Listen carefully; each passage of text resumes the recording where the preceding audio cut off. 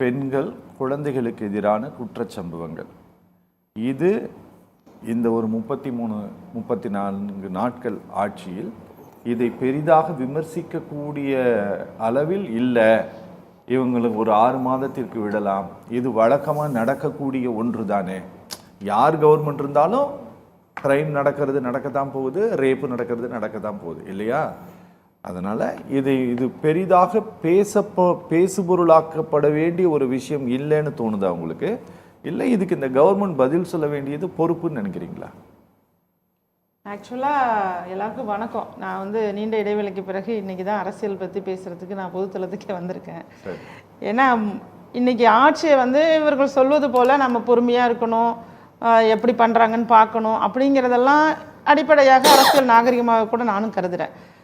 ஆனால் ஒரு எல்லை மீறி போகுது சட்ட ஒழுங்கு அப்படிங்கிறதுக்குள்ள இந்த பெண்கள் மற்றும் பெண் குழந்தைகளுக்கு எதிரான குற்றங்கள். எடுத்த உடனே சூலூர் சம்பவம் தான் முதல்ல நடந்தே 10 வயசு சிறுமிக்கு எதிரான குற்றம். அதை பார்த்துட்டே நமக்கு அதிர்ச்சியாக இருந்தது. நீங்கள் சொல்வது போல தான் நாம் அதை பார்க்குறோம். இது எல்லா ஆட்சியிலும் இருந்திருக்கு அப்படின்னு நம்மளும் நினைக்கிறோம்.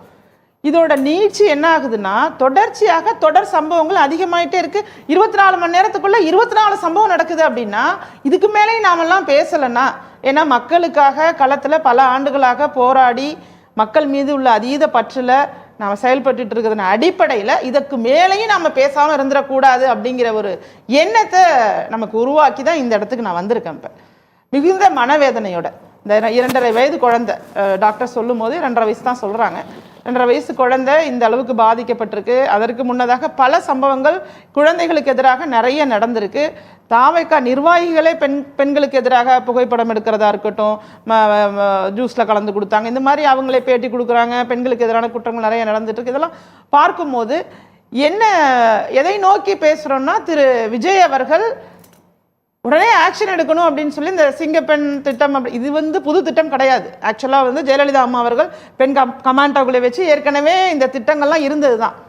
இப்போ மொத்தமாக விஜய் அவர்கள் தலைமையிலான ஆட்சிக்கு என்ன விஷயம் தெரியுதுன்னா, அந்த ரீல்ஸ் மேக்கிங்கில் என்னென்ன தலைப்பாக இருக்கலாம் அப்படிங்கிறத நோக்கி தான் அவங்க போகிறாங்களே தவிர, இன்டெப்த்தாக இறங்கி ஒரு குற்றத்தையோ அல்லது நீங்கள் இப்போ அண்ணன் சொன்னார் ஊழல் லஞ்சம்லாம் அது டீப்பாக நிறைய பேசுனது, அதுக்கெல்லாம் உள்ளே போய் பேசுகிறதுக்கெல்லாம் அவர்களுக்கு இன்னுமே தெரியலைன்னு தான் சொல்லணும். அது ஒன்றும் தவறு இல்லை, ஆனால் தெரிஞ்சுக்கலாம்.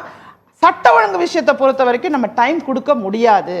நீங்கள் மற்ற விஷயத்துக்கு ஒரு 6 மாதம் கொடுங்களேன், 3 மாதம் கொடுங்களேங்கிறதே தவறு. ஆட்சிக்கு வந்த உடனேயே பல 8 கோடி மக்களுக்கு மேலே இருக்கக்கூடிய ஒரு மாநிலத்தில் நீங்கள் எனக்கு டைம் கொடுங்க, டைம் கொடுத்தோன்னே பேசுங்கன்னு சொல்றது எல்லாமே ஒரு தவறான போக்கு. அந்த டே பிறகு நீங்க 10-20 டேக் எடுத்த பிறகு உங்களை சீன் ஓகே பண்ண சொல்றாங்க. அந்த நாளில் தான், அந்த நாள்ல இருந்தே பல உயிர்கள் பற்றியும் பல துறைகள் பற்றியும் நமக்கு பொறுப்பெடுக்க வேண்டிய ஒரு நிலை இருக்கு.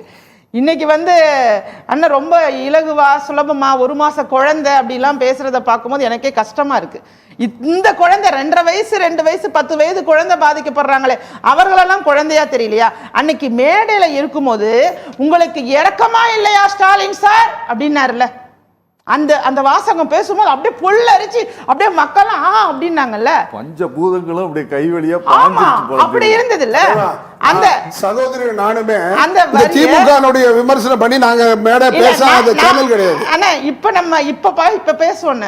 அப்படி பேசினவர் இன்னைக்கு குறைந்தபட்சம் இந்த குற்றங்களை செய்பவர்களை நோக்கி கொஞ்சம் எமோஷனலா மக்களுக்கு ஆதரவாக, பெண்களுக்கு ஆதரவாக, பெண்களுக்கு பாதுகாப்பு அருமையா சொன்னார் சகோதரர். ஏன் பேச மறுக்கிறாரு? எஃபிஷியன்ட் ஆபீசர்ஸ் அப்பாயின்ட்மென்ட் பண்ணிருக்காருங்க சீஃப் மினிஸ்டர். ஆஃபீஸர்ஸ் அப்பாயின்ட் பண்ணியிருக்காங்க. முதல்ல பெண்கள் பாதுகாப்பு அப்படிங்கிற இடத்துக்கு போனாலேங்க, நீங்கள் சொல்கிற மாதிரி மனிதகுலம் தொடங்கினதுலேருந்து இந்த தவறுகள் இருக்குங்கிறதுல எந்த மாற்று கருத்தும் கிடையாது.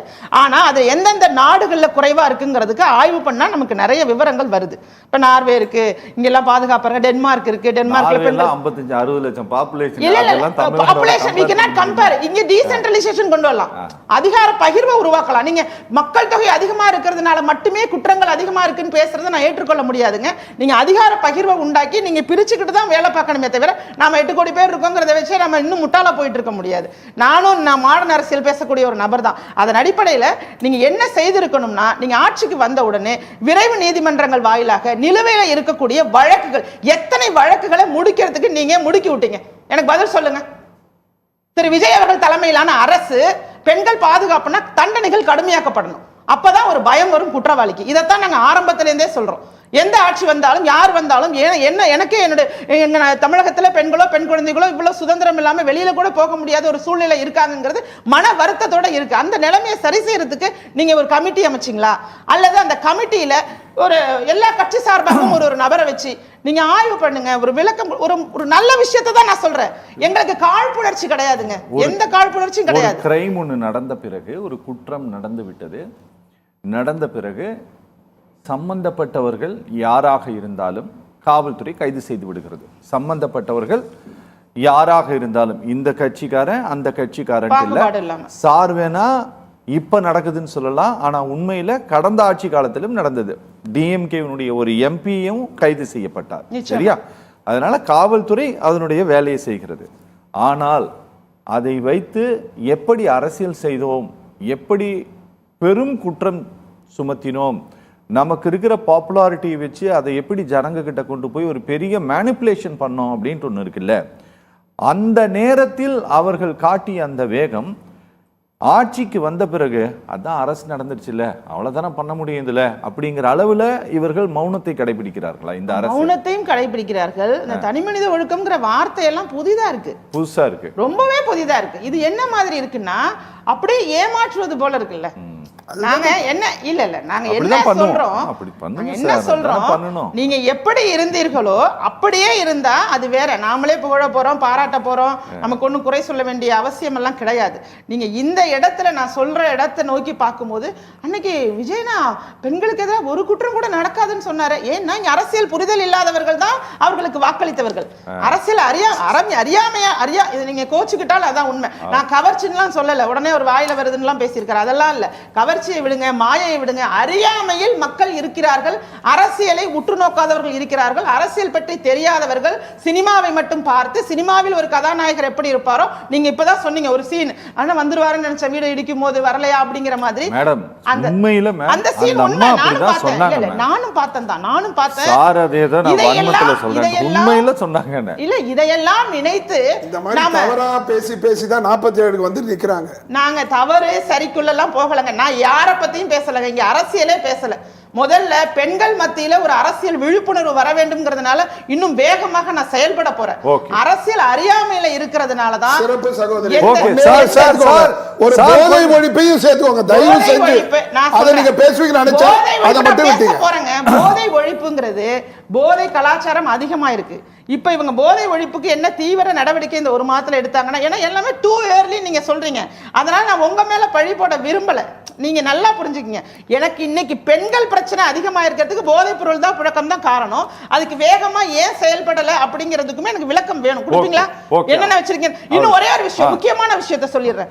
இந்த இன்ஸ்டாகிராம்ல ரொம்ப வேதனையான ஒரு விஷயத்த பார்த்தேங்க. என்னன்னா, இந்த 3 வயசு குழந்தை பாலியல் கொடுமைக்கு ஆளாக்கப்பட்டதுக்கு அவங்க பெற்றோர் காரணம்னு சொல்லி ஒரு குழுவான மக்கள் அதை போய் மேனிபுலேட் பண்றதை பார்க்கும்போது ரொம்ப பயமா இருக்கு.